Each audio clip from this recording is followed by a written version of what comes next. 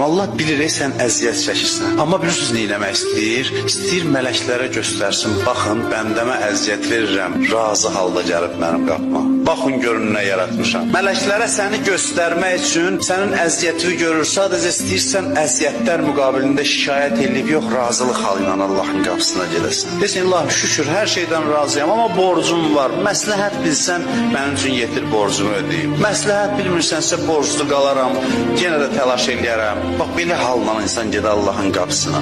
İmam Həsən əleyhissalamın sözüdür, kim razı halda Allahın qapısına getsə, mən İmam Həsən zəmanət verirəm duasının qəbuluna. Duası qəbul olar. Allah halın müştərisidir. Verib verməmək asan məsələdir, bunu yadda sağ. Bir dənə bilin ki, kimin huzurundasınız da hər şeyin xəzinəsi onun əlindədir. Niyə verməsin? Niyə verməsin? Halı istəyir, halın müştərisidir.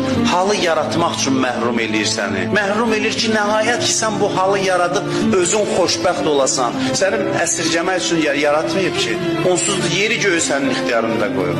Hərdən deyir, verməyin, görək nə olacaq, halı nə olacaq, o haldır mühüm. Verməyəndə də deyəsən elə, sən mənim Rəbbimsən. Az verməmsən ki, bunu istəmirsən vermə. Onda deyir, bəs deyir, bunu istəyirdim, hacətini verin o. Biz amma deyir, bədbəxtəm, biçarəyəm, bu nə işdir başıma asmısan, Allahla dava dilində dua eləyib, belə şəkil. Onda da bəzən verir ki, verin səsi kəsilsin, səsindən zəhləm.